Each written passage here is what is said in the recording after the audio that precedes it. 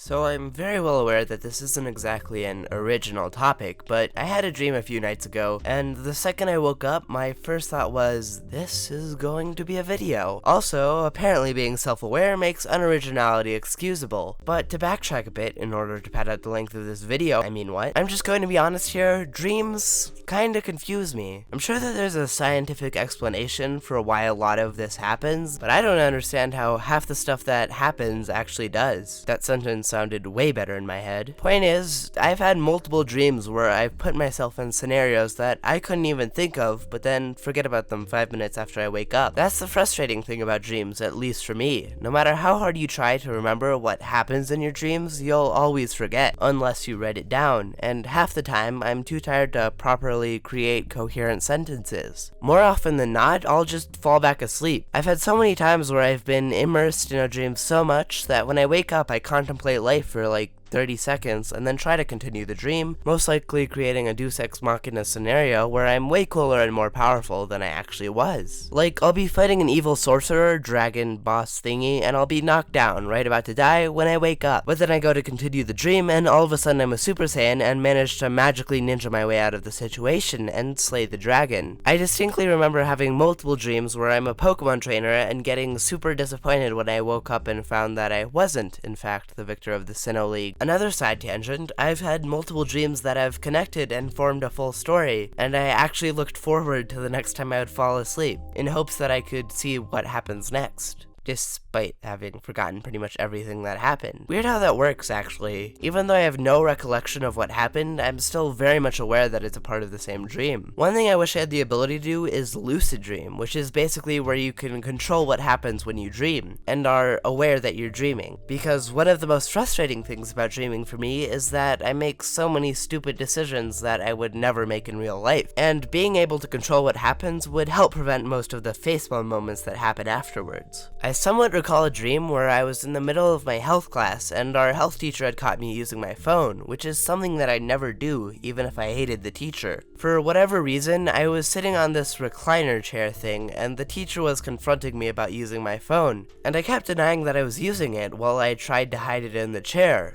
And then all of a sudden I woke up and just sat in my bed for like 10 whole minutes just thinking about the dream and thinking about how stupidly annoying I was. Normally I would have just shrugged this dream off, but for whatever reason it felt extremely realistic, like it actually happened, and it's one of the few dreams that I still remember. So now onto the dream that kinda inspired this whole video. Now, I'd like to give a quick preface that this dream is kinda weird and a little bit spoopy. In all honesty though, I suck at creating tension and horror, and I'd like to keep my channel more lighthearted and funny, even if I suck at comedy. I'll begin by explaining the setting, because I feel like it's somewhat important to the story. I was at a late night concert with some of my family, but the place itself resembled an outdoor restaurant more than anything else. It was around 9 p.m, and though there were maybe 20 people at this concert, it felt kinda empty in a weird way. Behind the main area with all of the tables was the stage, and behind that there was a forest area, but it was relatively cleared out. One of the main things that stood out to me was the fact that all the way around the eating area was a fence-like structure,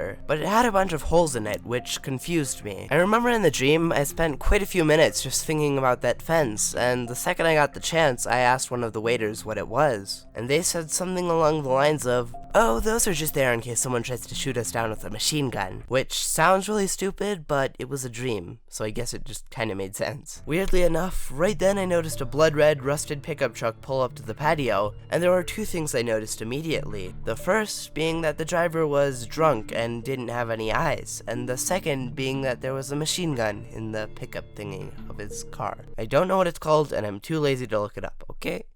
Okay. Instantly, 20 signals went off in my head, and I just started booking it. I'm not sure if I warned the people who I was sitting with, but I remember diving through one of the holes in the fence, and I sprinted as fast as I could through the forest that was behind the stage. Immediately afterwards, I heard gunshots going off, and I paused behind a tree to catch my breath, scared out of my mind. A few seconds later, I see 3 figures show up through the forest, 2 of which being my dad and little brother, but I also saw my friend from my nicknames video. No clue why he's in the story. We continue running, with my friend running in a different direction, and eventually we come to this hybrid between a parking garage, a hotel, and a college campus. but I think its primary purpose was to be a hotel. It had this huge overhang area that we were running through until we came to this spiral staircase, like one of the ones you would find at a parking garage, and on each floor of the staircase would be a hotel room. All three of us started frantically climbing the staircase, trying each and every door in hopes that one would open and give us a place to stay. I remember that the only one that worked was the one on the 12th floor, which had a shower on the outside of it. I warned you that this dream was kinda weird. For whatever reason, we went back down to the parking lot area, and right then I see our car pull up, with my mom driving it and my brother in the passenger seat. I felt an instant rush of relief as we started heading down the highway, as if I had finally escaped from the danger. As we rode down the highway, we came to an intersection, and as we crossed through, I noticed that someone had turned onto our road and was now following us. I look out the window behind us, and I noticed that the car that was following us was a blood-red pickup truck. And then I woke up. I don't think it's possible to describe how much relief I felt as I realized that everything that I just went through was all a part of a dream, and that I was safe in my bed at 4:30 in the morning. Right then though, I got a text on my phone, and let me tell you, this was the weirdest feeling in the world. I had the weirdest feeling that this was connected to my dream, as I looked at the text that said, "You need to see this." I open up the notification and find that someone had been posting hentai on my Discord server. So I know that the ending of that story was kinda anticlimactic, but that's exactly how I remember it happening. I remember the first thing that I thought after I woke up was that I needed to write the dream down, and thankfully the text woke me up enough so that I was capable of forming a coherent sentence. Okay, bye.